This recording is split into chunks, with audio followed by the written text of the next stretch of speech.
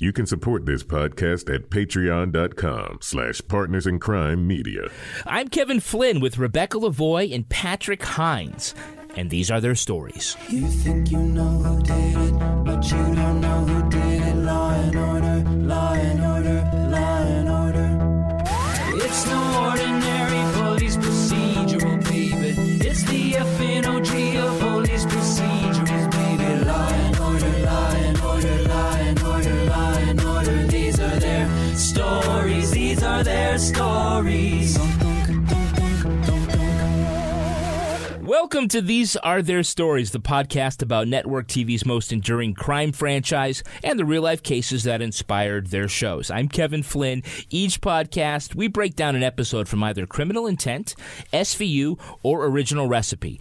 And today we're looking at Special Victims Unit Season 13, Episode 12, Official Story. Joining me to do that is true crime author, the host of the podcast Crime Writers On, and the most beautiful woman that I'm married to, Rebecca Lavoie. Hello, Rebecca. Hello, Kevin. You're making me blush. No, I think that's just all the whiskey you had tonight.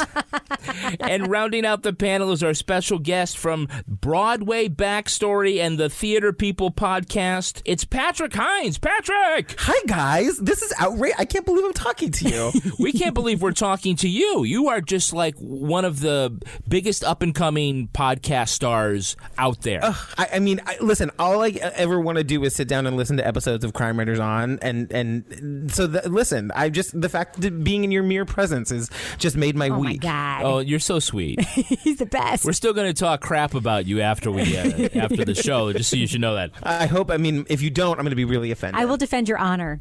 So you've got the People Theater podcast and now Broadway Backstory. Theater people. What did I say? Is it People Theater? People Theater?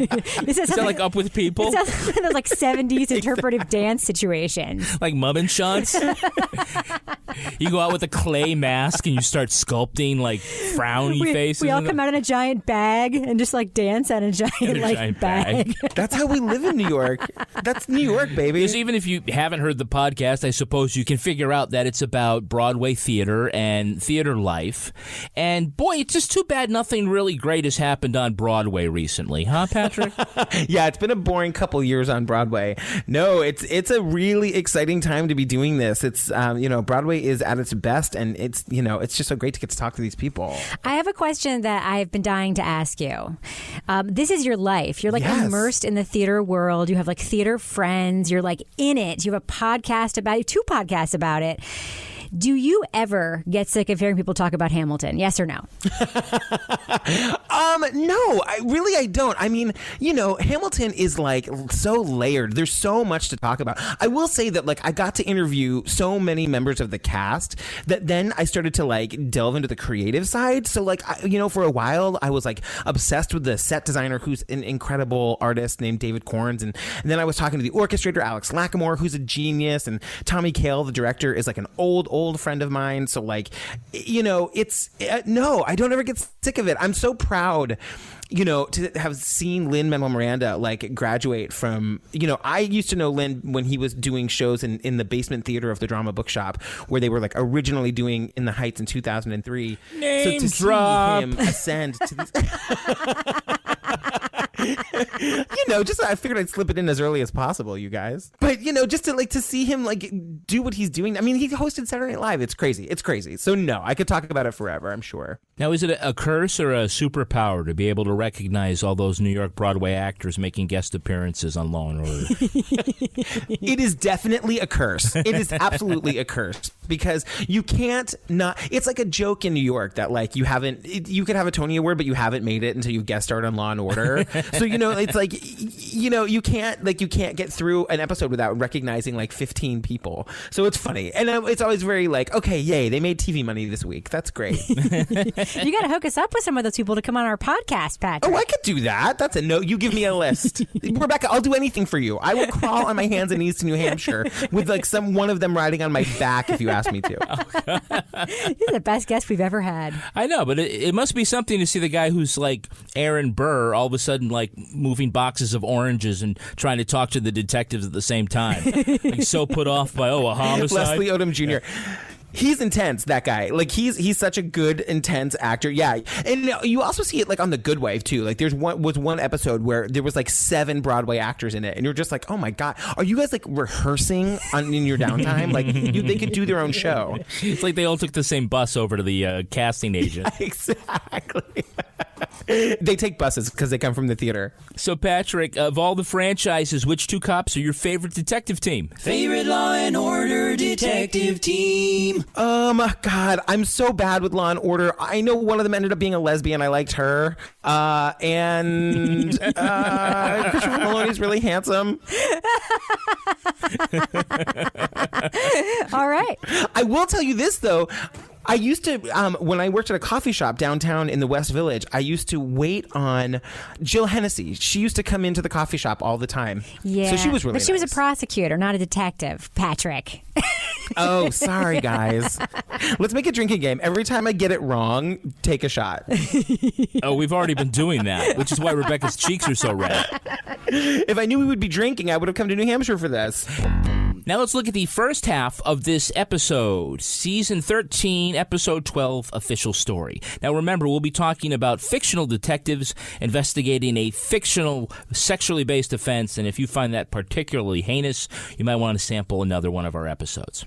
Controversial CEO of defense contractor Battle Tested Security, William Rand, is found in Central Park, hogtied, sodomized, but otherwise unharmed. Benson and Amaro suspect a retired Marine who's been seen at protests, and when they find him on the docks with his security team, all of them carrying automatic rifles. And because everyone is white, no one gets a cap in their ass.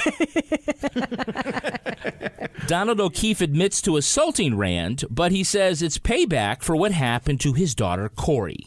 She says while working for Battle Tested in Iraq, she was drugged and raped by 4 private contractors. They held her against her will for 3 days, and the rape kit disappeared. She reported to the nearest base commander. He said they weren't military. 4 years we've been trying. The State Department, the Justice Department. 4 years, and no charges have ever been filed. DOJ caved like everyone else. No one wants to take these guys on. Meanwhile, a sexy new district attorney champions Olivia's case. They get stonewalled by the feds, but they locate an army doctor who treated Corey, who confirms the brutal attack actually happened. So, we think there's going to be an investigation into William Rand's kidnapping. We think this is what it's going to be about. Patrick, as a New Yorker, I have to ask you, is this a legitimate alibi for a hippie for at the time of the crime to be at a drum circle at the mayor's house? You know, it's funny. It took me back watching that because I remember Zuccotti Park. I remember the whole Occupy thing. I would say probably not now, like we like our mayor now, but like maybe then, maybe in the time of Zuccotti Park and the whole like Occupy Wall Street, I guess maybe I would say, I'm going to give it a solid maybe. I got to say, the Occupy Wall Street thing felt very nostalgic to me. It feels like a long time ago, even though it wasn't that long ago. It's true. I remember going down and doing some recording there for the radio show I used to work on and interviewing a guy wearing a pig mask as we like Oh walked my God, up that was Broadway. great. It was like, it gave me sort of the warm fuzzies to see that hippie talking about his drum circle and Occupy Wall Street. I got to say. Yeah, no, for sure. They were in it to win it. Did they win though? They did not. That is questionable. No, I mean, remember like they disbanded everybody. Like it ended up getting really ugly down there. But yeah, it was a very interesting time in New York City. So I want to say we have a Hey, It's That Guy, but it is a Hall of Fame Hey, It's That Guy. Hey, it's that guy. Can you name the actor who plays William Rand? No. But I know he's a Hey, It's That Guy. No, what is his name? Oh wait, I was trying to think. You know who I thought he was, but I think maybe he isn't. Was the dad from what was that show called? Life Goes On. Life Goes On. Was it that guy? No, it wasn't that guy. No, it wasn't that but guy. He does look like that guy. He does look like that guy. Hey, it's not that guy. That's John Doman. He was Commissioner Rawls on The Wire. Okay. And now has a recurring role in Gotham. And he's a repeat offender because he has had 5 SVU appearances, 5 original recipe appearances, and a Law and Order trial by jury experience. Shut. He's been out 11 times? Yeah. That seems like excessive. Yeah, it's like he got his card punched at the 10th time and got to come back for free. But they have him as William Rand, this, this really mean, probably like they're trying to make him out to be the worst defense contractor ever. Just ask yourself something, counselor. Is this the battle you want? Because war is my business. And business is good. Rebecca, can you comment on his super manly dialogue and if that's effective? No, not in any way. Especially when you see his, by the way, I thought they were in his apartment, his swankest hospital room that ever hospitaled with walls of glass and a view of Central Park.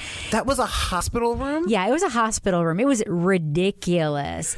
And, one of the interesting things about him was I think that they tried to make him really manly by having him be really affronted at the prospect that he was potentially raped, and he sends his wife out of the room because he doesn't want her to hear it and he wants to ask that question in private. Meanwhile, spoiler alert, he doesn't send his actual girlfriend out of the room to hear that part of the police's theory. So I think there's supposed to be that sort of stereotypically masculine homophobia that's supposed to make us think that he's tough, but then later we see him going to a benefit wearing one of those weird scarves with his tuxedo. So I don't know. I wanted to say, I think, I was paying close attention, as I am wont to do, I was paying close attention to this male rape subplot, and I think it was handled really well. Yeah. I think it was handled with just the appropriate amount of I don't know, I feel like there's there can be a perceived skeeviness that people feel in towards any sort of same-sex sexual situation, whether it's consensual or not, and I feel like they handled it really well. It was a necessary plot point. It just was handled well, I thought. I know what you're saying. They didn't do that thing, which I think we've seen on other episodes, and certainly we've seen in other shows, where it's a guy getting raped. It's the worst thing that has ever happened to anybody in the history of the world. So much worse than a woman getting raped. There's something about sort of the visceral clutch that men have, the idea of, being penetrated or whatever. But they didn't go there. And I love that they didn't go there. And they also didn't do that thing where there was they didn't have any of the police officers making offhand comments about there was none of that sort of demeaning sort of thing that I think you've seen in other places. The show definitely got more sensitive, and the signal for it getting more sensitive was Ice-T accepting his gay son. In real life? No, on the show. Oh, sorry. Finn, not actually Ice-T. I was wait, Big what? drink. Well, look, before we give SVU a Peabody, let's just point out that the assault on William Rand is a real MacGuffin here because it's just the catalyst to get us to the real story, which is the rape of Corey. Wait, you mean just enough of the baton to get us to the real story? Oh, my God, that line. So a rape for another rape, that makes it okay to you? I gave him just enough of the baton to make him think about it every time he sits down. I was wow. Exactly. I shouldn't joke, but you had to. I had to do it. But the whole story, this is really just sort of the catalyst to get to what the bigger story is, which is this gang rape and the fact that his company is working to cover it up and prevent justice from being done. Yeah, this is obviously the Blackwater story, right? This is Law and Order's way of handling the real-life war. And Law and Order, as a franchise, handled the wars in Iraq and Afghanistan occasionally and in an interesting way in different episodes. The one thing, though, is that the rape of the guy was the catalyst to talk about and to investigate the rape of the daughter of the guy who ended up kidnapping the bad guy. What was interesting, was they never really solved his kidnapping. I know that the guy who did it confessed and was put in jail, but you would think that he would be more upset that they weren't doing more to solve his case. No. Well, no. Right, because he didn't want them to. They took it into their own hands. Right. So, yeah, it was a MacGuffin. It was an interesting MacGuffin, and it was an interesting turn. And I actually think the storyline with the daughter was very compelling and really well done, except for the couple of minor exceptions. It was hard to watch. I have a 2.5-year-old daughter, and I was just oh, God. I know it was really reminiscent to me of that documentary, The Invisible War. Did you guys see that? No. It's on Netflix, and it deals a lot with rape, and I think it actually deals with maybe actual soldiers and not people who are working for private contractors, but it reminded me a lot of that, and it's it's just so it's just so horrifying. And I do think too they took pains to detail how brutal the rape was, but they sort of sprinkled it out over several scenes so that you could digest it. There was that moment when the Navy SEAL says to the officer or the detective, God, drink. I know how you feel, Mr. O'Keefe. I have a daughter, too. Really? Does your daughter flinch when you try to hug her? Wake up. screaming in the night? Was your daughter raped so brutally that she'll never be able to have children? Was your daughter like raped so brutally that she can't have children? That hit me right in the gut. Yeah, absolutely. All right, Kermit. It's our very special guest star, Mr. Harry Connick Jr. Yay! Yes. In the role of Executive Assistant District Attorney David Hayden, it's neo-crooner Harry Connick Jr. Officially, this isn't just a sex crime. It's the kidnapping of a high-profile figure. The DA has asked me to take a personal interest. There was an inside joke with one of his first lines. Anyone pick up on it? No. He said he's a second-generation district attorney. Yeah. Anybody get what that means? No. No. Harry Connick Sr. was the DA of New Orleans for about 30 years. Oh, I get it. Well, you would think if he was so practiced in the language of district attorneys, he wouldn't introduce himself as the executive assistant to the district attorney. Exactly. I totally got that too. I was like, wait, are you the secretary? Exactly. He's like the Dwight Schrute of the DA's office. I take dictation for Jack McCoy. Can we just talk about the fact that from the moment that Harry Connick Jr. walked into that squad room, Olivia Benson was basically taking off her pants, like immediately. Like the eyes. And there was this whole pretense of like, I don't work well with people I don't trust. Bullshit. You saw Harry Connick Jr. and you forgot about Cassidy like he was yesterday's tuna sandwich. You know, Patrick, I don't know about you, but I couldn't hear any of the dialogue over Olivia Benson going sploosh. Well, my favorite thing is that his counter argument to that was like, sometimes I yell at my kids or something. Like, I get grumpy. Little secret, I can be a little testy when I work with new people. I can be somewhat testy around my kids. You have kids? Boy and a girl. They live with my ex-wife in Cobble Hill. You? Me,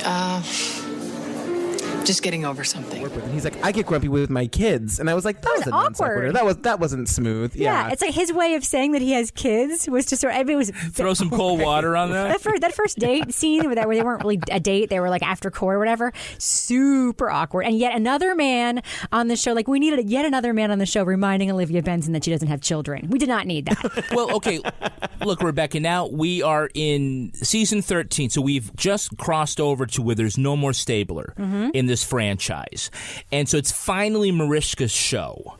Yeah. Why are the writers giving her a romantic partner now? Do they feel like there has to be the yin and the yang? There's got to be some sexual tension for her character to have purpose? Yeah, they do, and it's really disappointing to me. Like, I think that the seasons where they try to sort of cram Mariska with somebody, I like some of her longer term, more you sort of simmering. You shouldn't say cram her with somebody. I think that's right. That's not an SVU thing to say. Cram her together with somebody. You know, I do think Mariska, I think she's more interesting by herself. You want her to be happy, right?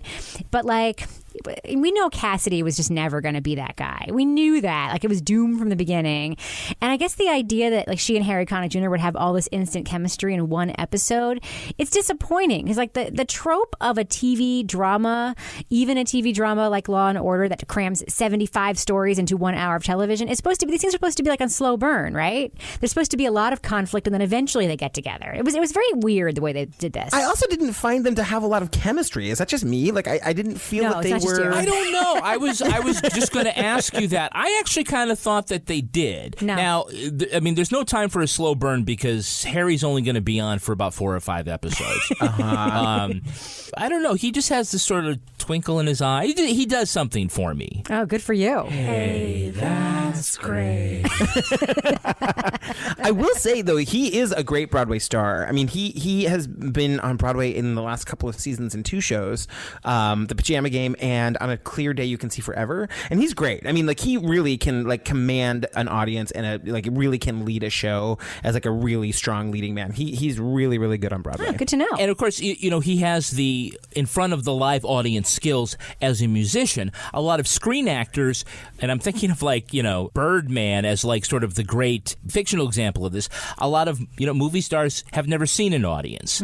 And so they don't translate well. And I haven't seen him as as a stage actor, but you would vouch for H.C. Jr.? Yeah, oh yeah, he's great. Like, he's got a showmanship, he's got obviously a great voice, he's a really good actor. You know, also, sometimes when like big stars like that come into the Broadway community, they can kind of be aloof, but he's not. He's very accessible, and he really gets engaged in the community and, you know, does a lot of fundraising stuff, and there's definitely a place for him here. I think he's also very happy doing it, and I think that he likes sort of having that option in his back pocket. Hey, so all we need now in this case that apparently happened overseas is a reason to prosecute someone in New York for a crime that happened in a war zone. Surprise! If only they had a way to do this. If only they had jurisdiction. If they could, if it only had been attempted before, Rebecca.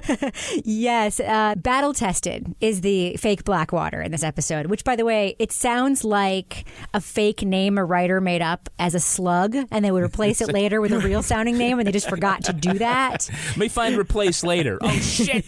They're shooting today. Oh. Battle tested sounds like, you know, the Lego set that's going to come with like the ship and like the gun.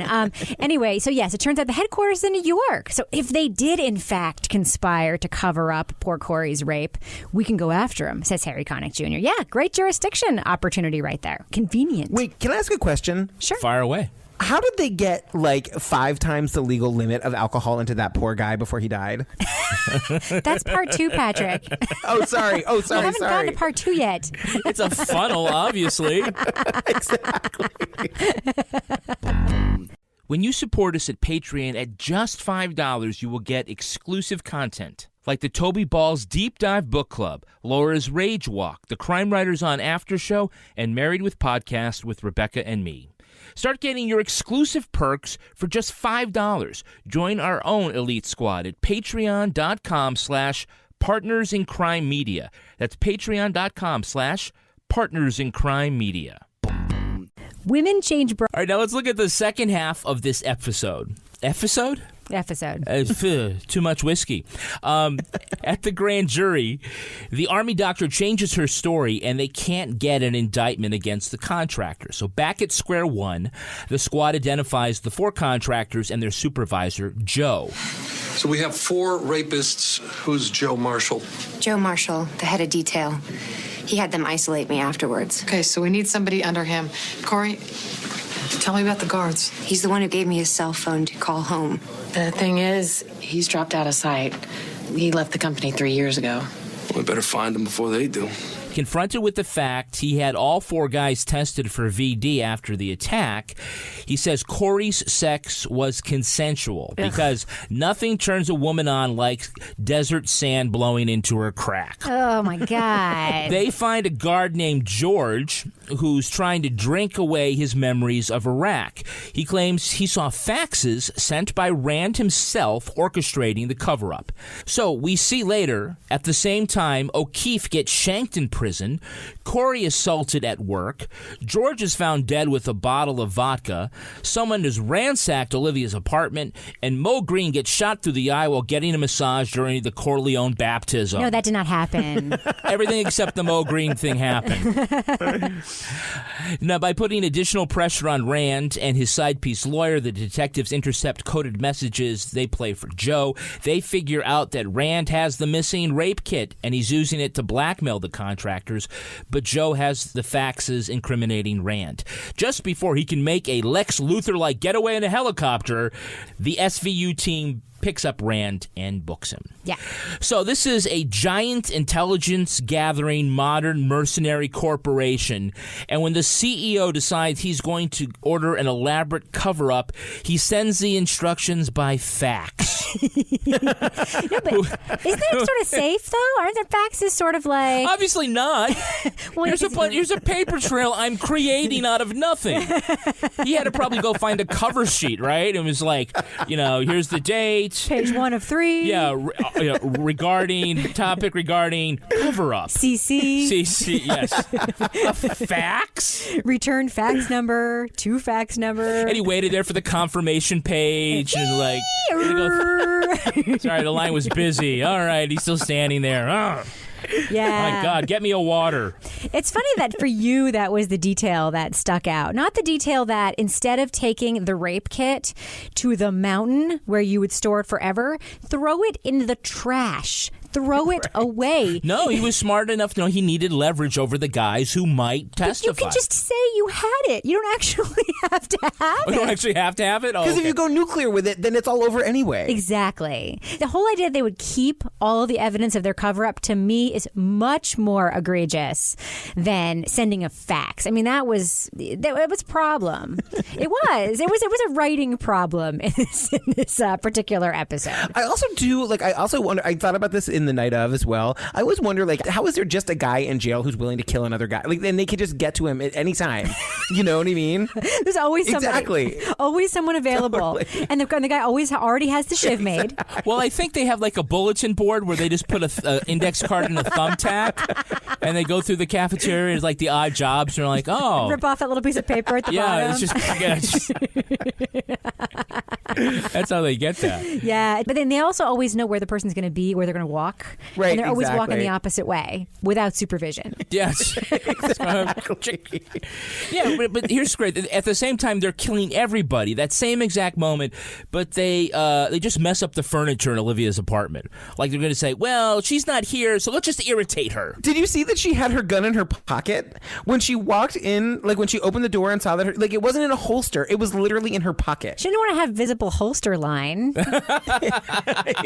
It's Olivia Benson. You know, the outerwear just looks better. Is that a gun in your pocket, or you're just expecting someone to mess up your furniture? You know, think of the number of times that Olivia's sanctuary of an apartment has been violated by intruders who have it out to get her. You would think at some point, she would move into a doorman building, right? At some point. A doorman building, yes. It's New York. That's expensive, you guys. Not on a cop salary. Well, they talk to enough doormen, That's right? true. You know, that they should know, like, what neighborhood is good. Exactly. You know, it's like, oh, no, we're too gentrified up in this neighborhood. I got to go downtown now. Right. Alphabet City, baby. That's fancy now. That's where all the kids are hanging out. What's a good place to be Olivia Benson and live in the city now? Oh, God, my neighborhood. I live in Harlem. And so Harlem is like, it's like that perfect, like, there's tons of families on my block and there's tons of kids, but like it's still not that expensive and it's not like fancy. This is a good neighborhood. Move here, Olivia. How many murders and rapes have you seen on the Law and Order franchises that took place within like 3 blocks of your house? Yeah, I mean, you know, that's exactly right. Whenever like they flash the address on the screen, I'm always like, well, it's my neighbor. Oh, that's what was happening on September 17th. Let's talk about story writing for just a sec. When it comes to creating tension, I think you have to feel like the bad guys can get away with it. Right. Right? Whether it's the one suspect who might be able to get an acquittal, or in this case, you've got a whole company that has all this power. I think that we really, for once, we really feel like they can get away with it. Yeah, and the other problem is with the writing is that we never really meet the rapists.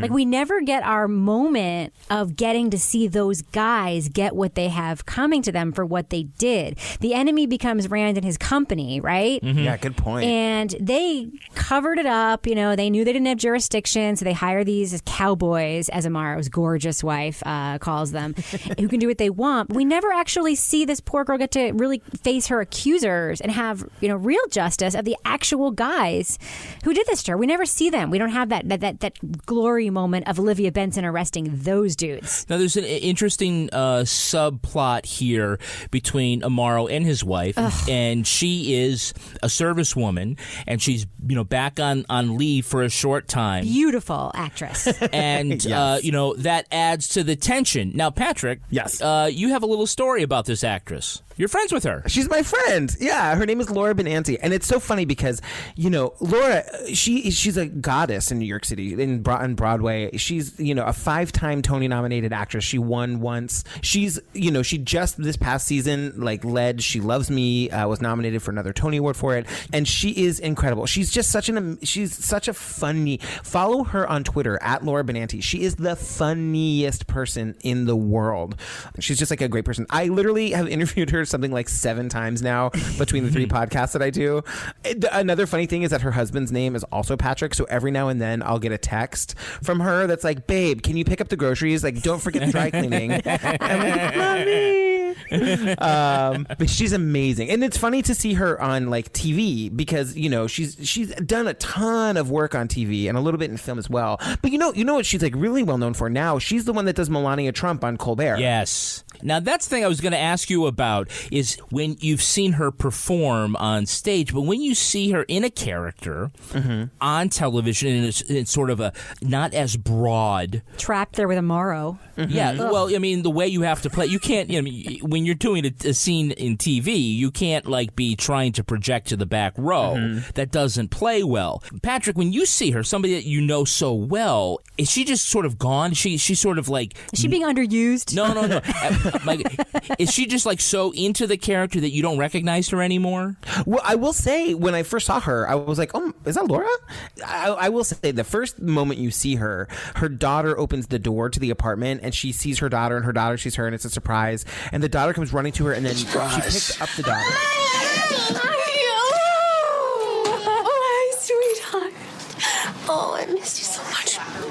And like she held her and she closed her eyes, and I almost started to cry. I was like, she's so believable in that moment of like, missing her kid and having been gone and only going to be home for a short time. Like, I think that she's so great. She's one of those actors who can really do both, like really be big on stage and small in front of a camera. So it's always a pleasure to see her on a TV show. I mentioned The Good Wife before. She has a recurring character on The Good Wife, which she did before it ended, where she was like some murderer's knowing wife, and she's hilarious, and she's like, like gorgeous and vampy and doesn't care that he's murdering people. So she's great. She's a hoot.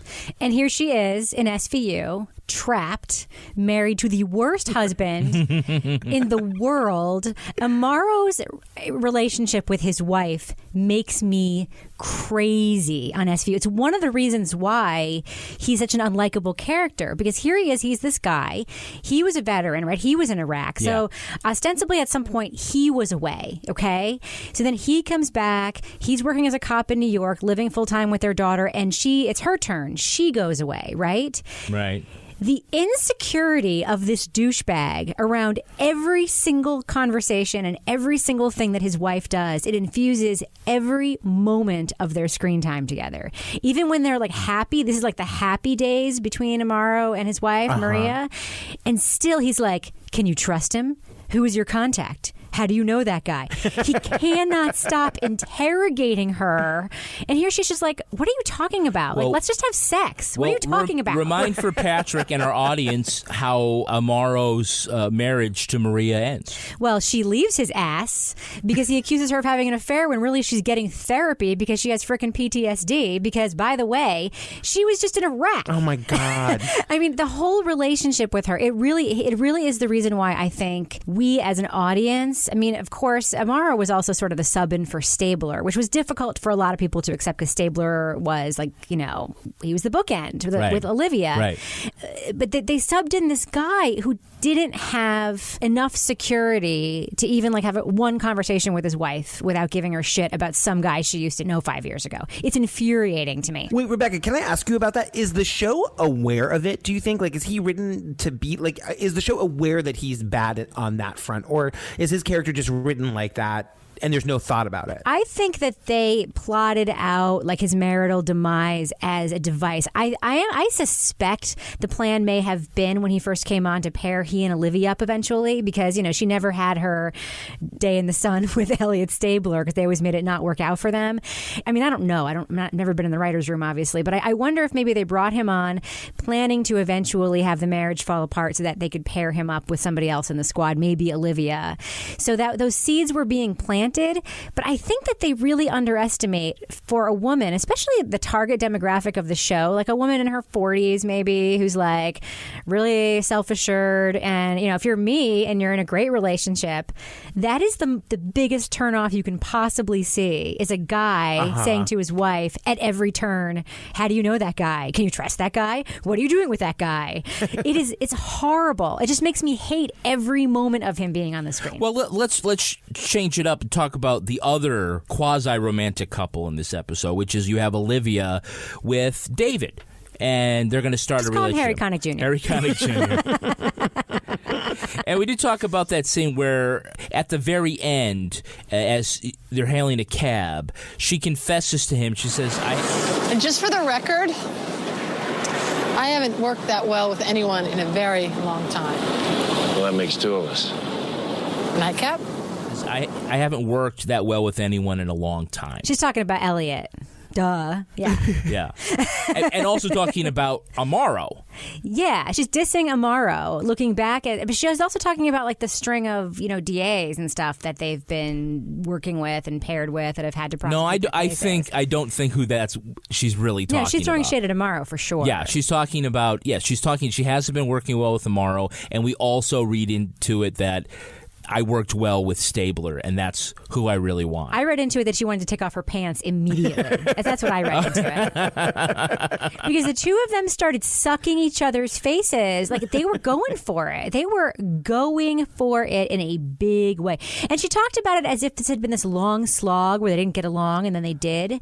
This was like the second time they'd been out together. And she was like, she was going to take him home, right? Yeah, absolutely. I just wanted to also say that, like, for her to be like, I haven't worked that well. Like, you guys, everybody died. You know what I mean? Like, you got the bad guy, but like everybody died. It didn't go great, guys. Your witness dies. Like, all you had to do was keep the booze out of that guy's room. Like, no, you guys didn't work great. Let's talk. Can we talk about that? Why would she want to take him home when her apartment looks like that? Which doesn't even have a doorman, for God's sake. Yeah. Oh, one other thing about this episode that we need to talk about was all of the really unnecessary dumb dialogue after everything happened. So poor George dies of alcohol poisoning, and then Finn's like, we just made George collateral damage. Yeah, no shit, you did. And then when they go to talk to the federal prosecutor who could go after Battle Tested but didn't, and she's just like, these guys are bad guys, Harry Connick Jr. I'm telling you that as a friend. Then they leave, and he goes, they got a lot of juice in Washington, Rebecca. A lot of juice. They leave, and he goes, well, that was a profile in courage. Yeah, that was a real profile in courage. And then Olivia says, You can tell they've got their marching orders. Because seriously, it was like the writers had two lines, and they were like, okay, you guys, you say this, and then you say this, and we'll just leave one of them in. And they were like, the editors were like, fuck it, we need the extra 3 seconds, so let's just put both of those lines in. Put both of them in. You guys, we're still trying to figure out what we're going to call Battle Tested. I don't have time for this right now. Rebecca, you know one of the most effective ways to build bonds in the family? Cooking together? Cooking together, yes. I was going to say committing crimes, but let's talk about that instead. How about covering up crimes? Covering up crimes. But cooking together is also great. Yeah, it is, and that's why we both love Blue Apron. We really do. And I can say that we have been Blue Apron customers for pretty much since they started. Yeah, and it is wonderful food because they give you a great variety of meals to cook and all the ingredients pre-measured. And it's stuff that you wouldn't normally make. It's stuff you wouldn't necessarily normally eat at home, but you might order in a restaurant. And it's delicious. Let me tell you what some of the meals are for January.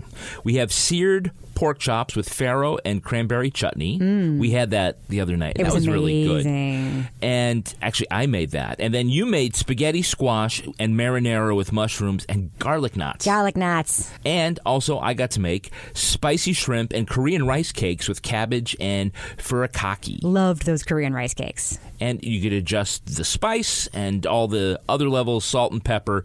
And it's just a great way that we both can cook, and we can even have the kids do it. Check out this week's menu and get your first 3 meals for free with free shipping by going to blueapron.com/order. You will love how good it feels, how good it cooks, how good it tastes to create incredible home-cooked meals and enjoy them with your family. That's blueapron.com/order. Blue Apron, a better way to cook. Let's take a look at the real-life story that inspired this episode. It's time for Ripped from the Headlines. Sexy theme song. You think you know who did it. You think you know who did it. But you don't know who did it. You don't know who did it. Ripped from the Headlines. This episode is inspired by the story of Jamie Lee Jones. The 19-year-old worked as a military contractor in Baghdad. She claimed to have been drugged and gang raped by several firefighters working for KBR, a subsidiary of Halliburton. Jones said after arriving at Camp Hope in July 2005, someone slipped a drug in her drink. She claimed several men raped and beat her while she was unconscious. When she reported the assault to officials, Jones said she was locked up for 2 days. Jones filed criminal charges against KBR and the men. The company argued the sex had been consensual, and Jones made up the story to get sent home from Iraq. No drugs were detected in her blood, but her rape kit had been tampered with. Still, a federal grand jury failed to indict. Jones sued KBR and one of the firefighters in civil court. Not only did she lose her case, she was ordered to pay $145,000 for the defendant's legal fees. Jones told her story to Congress. Afterward, several women came forward to say they too were sexually harassed or assaulted by military contractors. Well, now I'm going to say the details of the assault of Casey and of Jamie Lee Jones pretty much identical. I just want to say that story fucking sucks. That's terrible. Yeah. That's terrible. Yeah. I feel awful. You hadn't heard that story before? No, it's bad. It's really bad. I had heard it. My sister's in the military, and she's done 2 tours in Afghanistan and I think 3 tours in Iraq, and she's been in Africa for years, and she's back. Now, it's scary. It's really scary, and it's very real. This is not an unfamiliar storyline for SVU. They've tackled this in other issues. There was like an episode that was loosely based on Tailhook. They've had sort of this military stuff with sexual assault here before. The contractor aspect of it is obviously really troublesome in the real world. These you don't have jurisdiction because, the government has signed an agreement with the government over there that they don't fall under their jurisdiction. And then, of course, they're not in the military, so they don't fall under the military justice jurisdiction. And that there's no recourse, and that anybody would think that anyone would make up that story, in any way. It's insane. It's insane. Well, there were a lot of little details in SVU that came, also from the story.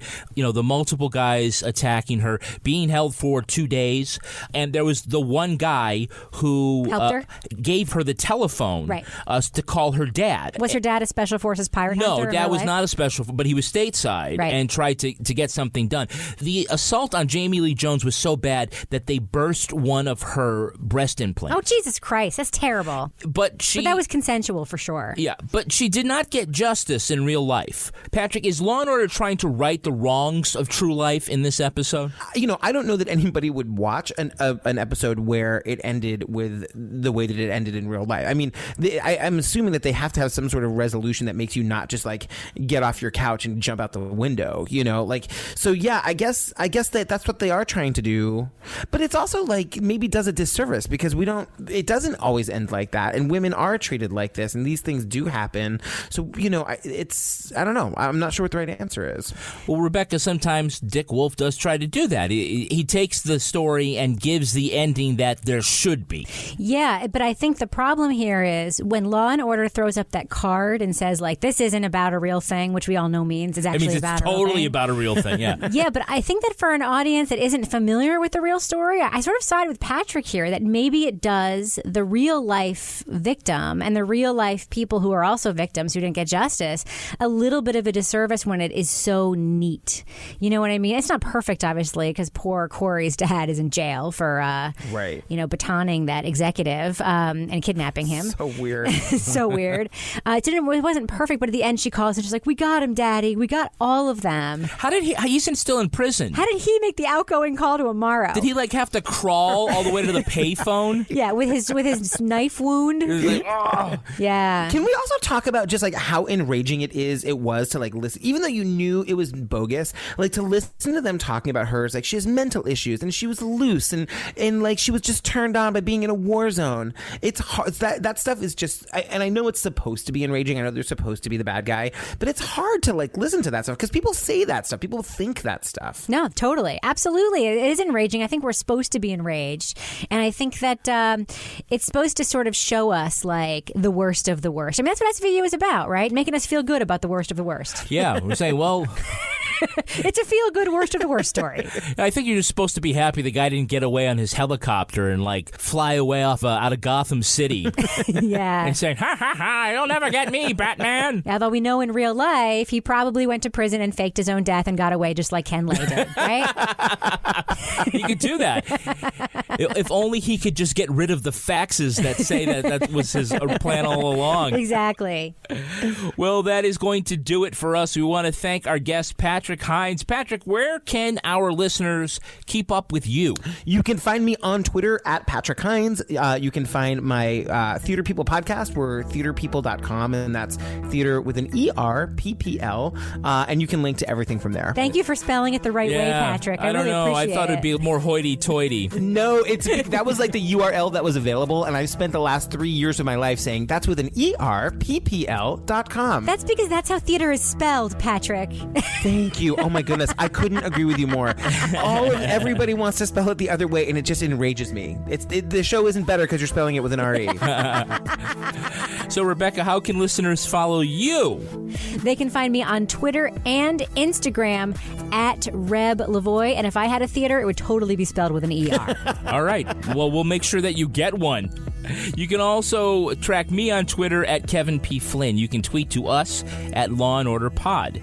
Our newsreader was Philip Ockelford. Our theme music was composed and performed by Uncanny Valleys. If you enjoyed this podcast, leave a review on iTunes. It helps others discover this program just like you did. All clips in this podcast were used in compliance with U.S. Copyrights Act fair use exemption for criticism and commentary. Special thanks to the elite squad of the Law & Order wiki community for preserving the evidence. If you want to know what episodes we're talking about in our upcoming shows, go to lawandorderpodcast.com. These Are Their Stories was recorded in Square Egg Studio and is a production of Partners in Crime Media.